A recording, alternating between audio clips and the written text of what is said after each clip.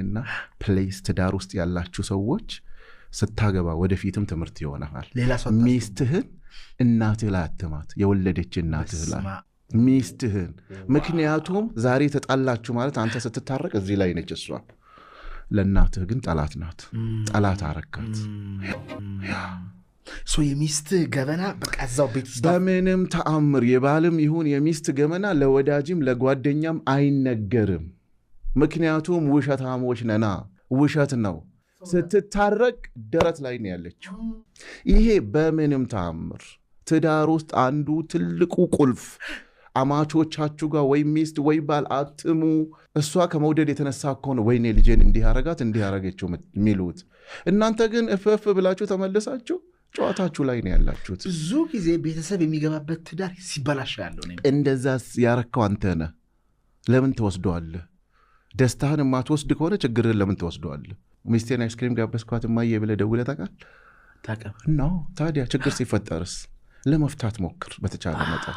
ትዳርን የሚያቆየው እፍታው አይደለም፣ ጩኸቱ አይደለም፣ ትዕግስት፣ መቻቻል። በፍቅር አላምንም ትላለህ? አዎ ፍቅሩ አይደለም የሚያኖረው። ምንድን ነው የሚያኖረው?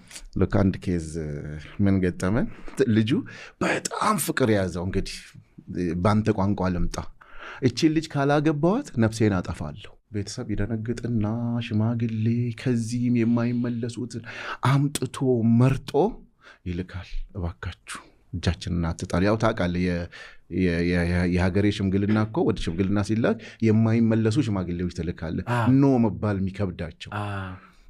እሺ ተባለች። ገባ። እንደቆዩ 6 ወር አልቆየም። እማዬ እቺ ልጅ ታወጪልኛለሽ ወይስ ገድዬ እስር ቤት ስገባ? ሉክ ሳያገባት ካላገባዋት ሞታለሁ። አሁን የሰው ልጅ ሳላጠፋ ውሰዱልኝ። የፍቅርን ትርጉም አምጣዋ። ላንተ እኮ ነው ይሄ። ይሁ ነው እሱ አይደለም። ትዳር ውስጥ ስታገባት ቤተሰብ ቀብረር አድርጎ ያሳደጋት ሌላ ዓለም ውስጥ የኖረች፣ አንተ ደግሞ ሌላ ዓለም ውስጥ የኖረ፣ ለማንም ዝቅ ያላልክ ለማንም ዝቅ ያላለች ልጅ ናት። ሁለቱ ናቸው የሚገናኙት። ትዳር ስትመጣ ለትዳር ዝቅ ትላለህ። እጅ አስታጥባ ማታቀው ባሏን እጅ ታስታጥባለች፣ ወይ ሚስትህን እጅ ታስታጥባለህ። እዚህ ጋር ይጀምራል ጨዋታው። የምትኖረው መቻቻልን ነው፣ መግባባትን ነው። ለሷ ብለህ የምትወዳት ከሆነ ማለፍ መቻል አለብህ። እንደውም ትዳር እንዲጣፍጥላችሁ ከፈለጋችሁ አንዳንዴ እያየ ስተቱንም እያየ ባላየ ማለፍ። እያንዳንዱን ነገር ቆንጥረህ አትችለውም። ብዙ ጊዜ ግን እኔ እኮ ለአንቺ ብዬ ነው የምቆጣሽ ምጮብሽ፣ ለአንቺ ብዬ ነው ስታጠፊ ምናምን። ለራሱ ብሎ ለሷ ብሎ ከሚጮህባት ለሷ ብሎ ይቻላታ። ትናንትና እንደዛ እባክህ ማኔ ንገርልኝ፣ ደውልልኝ፣ እስቲ እሺ ትበለኝ፣ ስልኬን ታንሳ ያለ ሰውዬ እኮ ነው ዛሬ እንደዛ የሚለው። መጨቃጨቅ አይደለም። መጨቃጨቅ ደርሳል። ምርጫ አታብዛ ወንድሜ።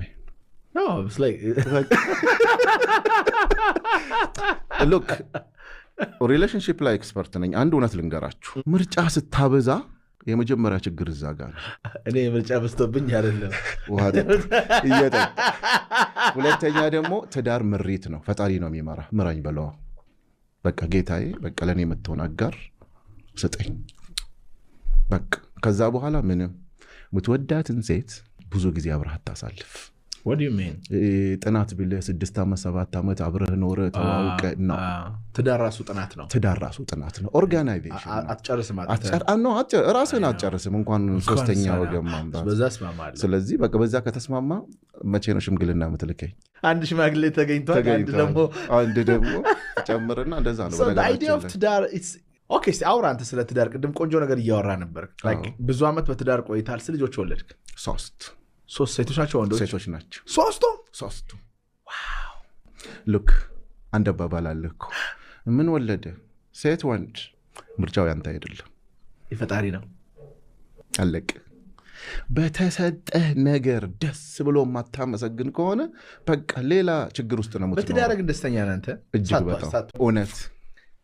ጎረቤቶችን ሰብስቤ ምናምን ከካሜራ ውጭ የእውነት ስትል ፊታቸውን ባይ በጣም ደስ ይለኛል። በነገራችን ላይ ይኸውልህ ጎረቤት የማንንም ትዳር አያውቅም። በቃ እንዲህ የመረረ እውነት። ይሄ ለካሜራ ተሰብስበው እነንትና ሲጣሉ አላየናቸው። ሲተኙ ሳይተዋል እንዴ? ስለዚህ እውነት ለዚህ እኮ ነው ትዳር ደሴት ነው። ያን ነገር በጣም ተናደደ። ዛሬ ገና አዋረዳችሁኛል። የትዳር ትርጉም አልገባንም። እንዴት አንተ አጎት አይደለም እንዴ የምትሆናት? እንዴት እንደዚህ ትሆናለች? በድሏታል ምናምን ሲባል አለማወቅና ልጅነት አለ። ለምን ሲባል ነገ ትመለሳለች። ነገ ስትመለስ በምን አይናችሁ ነው የምታዩት አማቻችሁ? የፈራ ነው አልቀረ 1 ወር በኋላ ለእኛም አልተነገረን ጠቅልላ ሄደች። በህይወቴ የእውነት ነው የምናገረው፣ እንደዛ ቀን ደንግጬ አላቅም። ምክንያቱም ይኸውልህ እንደውም በዚሁ ካነሳ አይቀር ስቶሪው ይሄ ይሁን